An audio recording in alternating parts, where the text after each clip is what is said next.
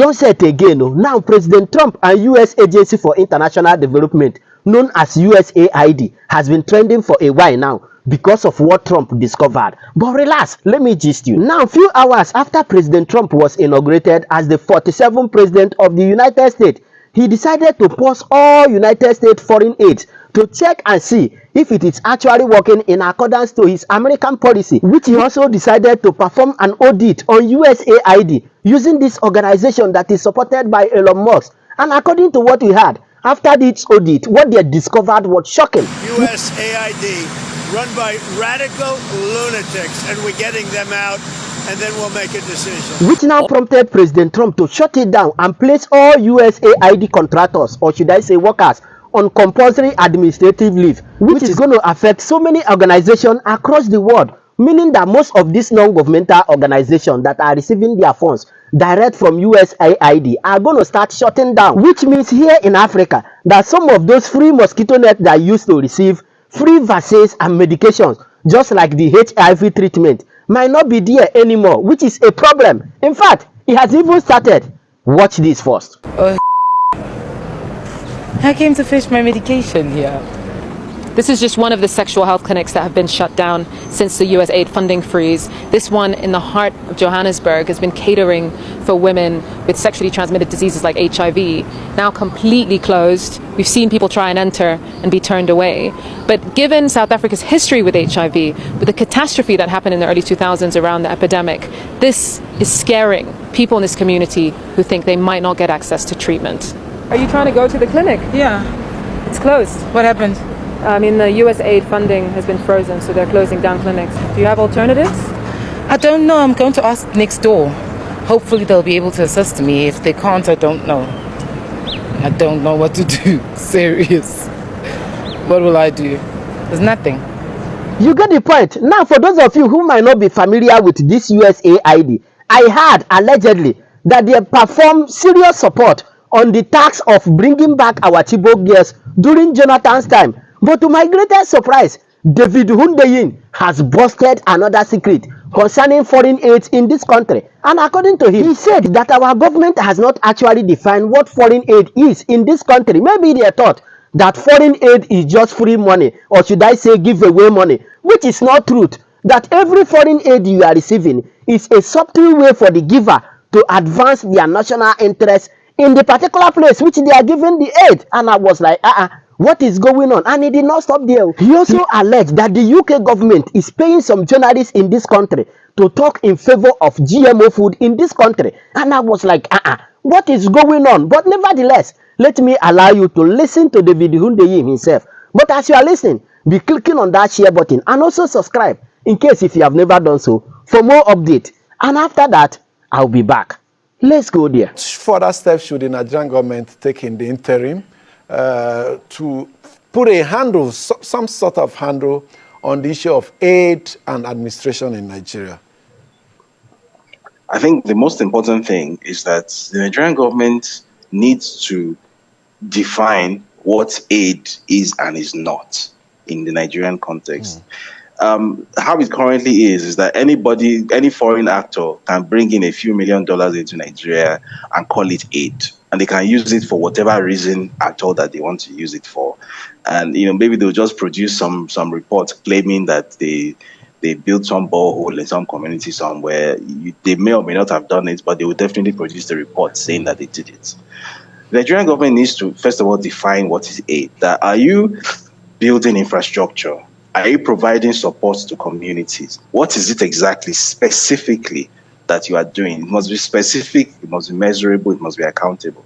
Now, if you say you are bringing aid, and what you are doing with aid is that, for example, you are funding civil society actors to go and protest for higher operation, that is not aid, right? That is foreign influence peddling.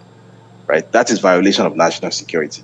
If you say that you are bringing aid, what you're actually doing is bringing money to fund journalists and media platforms to write in a way that skews the narrative in your own favor as the foreign partner. Then what you are doing is that you are pushing propaganda on Nigerians. You are not rendering aid. That is an act of war.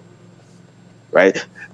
Currently, as we're speaking, there are several such projects like this, but I'm aware of one specific project right now where it's, as I'm made to understand, it's funded by the UK Foreign Commonwealth and Development Office, and it's working in partnership with BBC Media Action, which I'm sure you know is BBC is a state-funded broadcaster in the UK, which also gets its funding from the FCDO. And what they're doing is they select 10 journalists from West Africa, right? Take them to Ghana, camp them for like a week, and brief them thoroughly, lodge them in a nice hotel, brief them thoroughly, give them talking points, give them a report that, okay, these are the people that we do not like, right? These are people that we will describe in a certain way. So we will say that so-and-so journalist They form narratives around the person? Exactly. So we'll say that so-and-so journalist or so-and-so politician, so-and-so social media influencer, so-and-so prominent person is Russian-backed or pro-Kremlin. And then this other person is the one that is fine. We'll say that so-and-so narrative is Russian disinformation or something, or Chinese disinformation or whatever. And this is the acceptable narrative. So at every level of Nigeria's political conversation, be it something as simple as the conversation surrounding GMO food, which I don't understand what the British government's interest is in an internal Nigerian conversation about whether GM crops should be grown in Nigeria. No, that's a purely Nigerian conversation. The British government has no business whatsoever in that.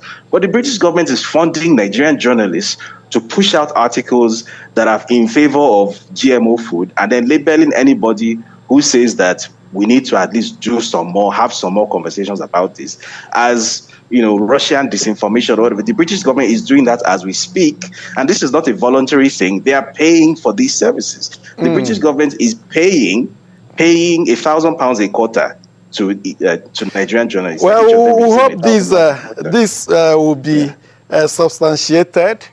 Same way. It will be. Yes, yes. Oh, it absolutely will be. Quite all right. Still an allegation. Same way. There is some allegations in the U.S., in the Trump camp, in the Elon Musk camp, that USAID funds got to BBC Action Media to paint them in bad light. Same allegation, and so they fly around. But let's come further back home now. Lessons and takeaways for the Nigerian government. The successive governments have been accused of not deploying such powers externally for our own national interests. We have the Africa as centerpiece of our foreign policy. We didn't quite take back so much from it. We have the technical aid corps, where we deploy rich, skilled manpower to needy countries around the world, and we don't take back much in terms of what the West First World, so to say, are doing to us. Lessons for us to draw from here. So first of all, it goes back to what I said earlier about the Nigerian government needing to define what is aid. In addition to defining what aid is, the Nigerian government also needs to understand why aid exists. The primary purpose of aid is not to help people. It's not to make the world a better place. The primary purpose of aid is to advance your national interests. So be it USAID, be it DFID, which is now FCDO, be it whatever, they are not, even if they're building boreholes or renovating schools, whatever it is they're doing, they're not doing it because their interest is to make the world a better place, is to help the needy. The point is to advance the interests of the funder. That is why aid exists. The Nigerian establishment doesn't understand it. So which is why Nigeria's own attempts at aid are basically Father Christmas. Because the Nigerian government thinks that aid is giveaway money. It's not giveaway. There is a quid pro quo. Nothing ever goes for nothing in the world that we live in. So if anybody is bringing, even in free none whatsoever, none whatsoever. So if somebody is bringing money into your country, purportedly for charitable purposes, there is always, you can rest assured that the benefits that they are receiving is at least 10 times greater than the amounts that they are investing. That is the only reason such decisions are made. Right, especially when you are dealing with, the people who run the world, right, the so-called Atlantic Empire. So that's the US, the UK, the EU. That is how historically they have built their societies, and that is how they interact with the world, right? So the same people who are behind the so-called Bretton Woods financial institutions that have this brutally efficient way of interacting with you economically, where every 1 kobo of investment that they give you is going to yield $10 of return for them. Those are the same people that are supposedly giving you aid. They didn't suddenly go to church and change and decide that, okay, we're going to do a charitable giveaway. There's nothing charitable about it. So the Nigerian establishment needs to understand that aid always has strings attached. There is an implied quid pro quo. So if Nigeria itself is giving out aid, such as, for example, the tactical aid call that you mentioned, which it still funds, to the best of my knowledge. There must be something that Nigeria is getting back. And that something is not just, the image of Nigeria is, no. There needs to be something tangible. That Nigeria, something tangible that Nigeria is actually getting out of it. Because that's how everybody else interacts. And that's how we wasted billions of dollars, human lives in hundreds in Sierra Leone and Liberia, enforcing peace and all that. But back in Abuja here, we see schools built and donated by Chinese government. We see schools built and donated by South Korean government. We see buildings even have inscriptions, their national language inscribed in some of these buildings. These are some of the issues we are talking about here.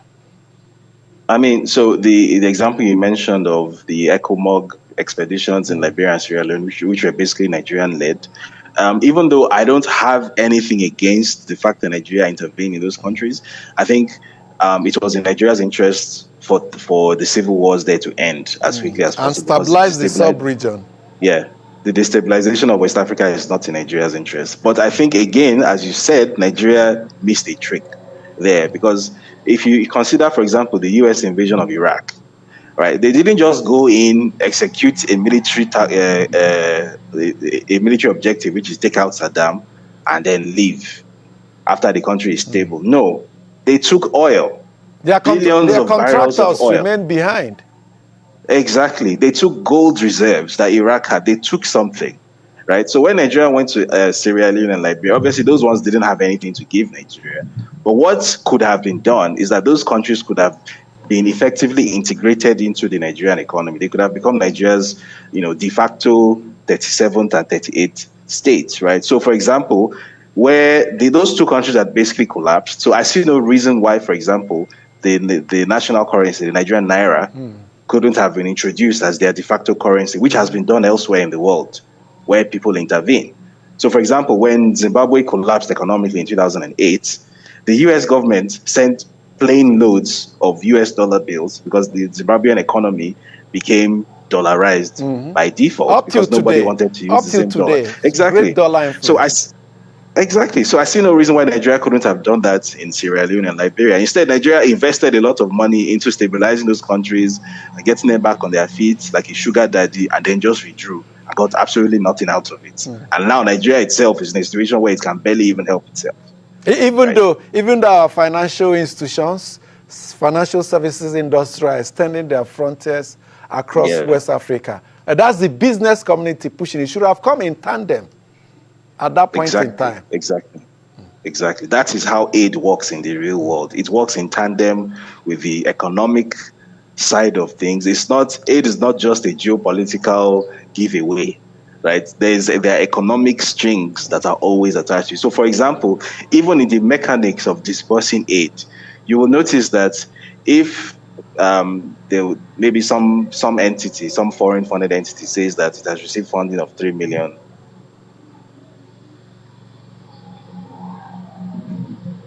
Contractors. Maybe it says it drills wells or something. Check the contractors.